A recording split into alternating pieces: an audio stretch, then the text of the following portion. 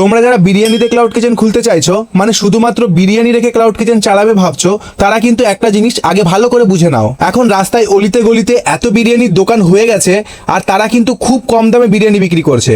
100 থেকে 120 টাকার মধ্যেই কিন্তু বিরিয়ানি পাওয়া যাচ্ছে এখন। কিন্তু তোমরা কি জানো ওরা এত কম দামে বিরিয়ানি কি করে দিচ্ছে? ওরা কিন্তু 1-2 প্লেটের জন্য বিরিয়ানি বানায় না, ওরা বাল্ক কোয়ান্টিটিতে বিরিয়ানি বানায়। ধরো ওরা একসাথে অনেক বস্তা চাল কিনেছে, অনেক পরিমাণে মাংস কিনেছে, তেল মশলাপাতি সবকিছু একসাথে অনেক বেশি কোয়ান্টিটিতে তুলে রেখেছে। ফলে ওদের প্রতি কেজি বা প্রতি ইউনিটের পারচেস কস্ট অনেক সময় কমিয়ে আনার সুযোগ থাকে। তারপর একটা বড় ব্যাচ একসাথে রান্না করলে রান্নার প্রসেসটাও কিন্তু অনেক বেশি এফিসিয়েন্ট হয়।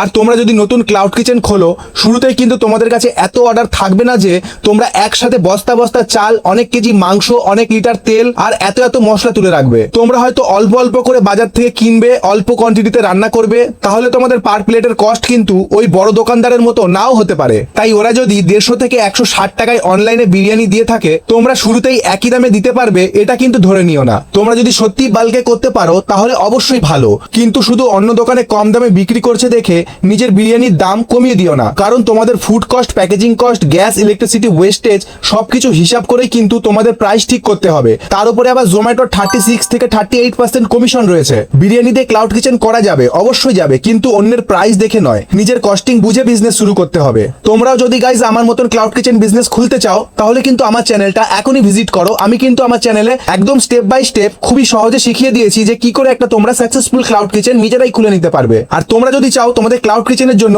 এই প্রোডাক্টটা একবার চেক করতে পারো।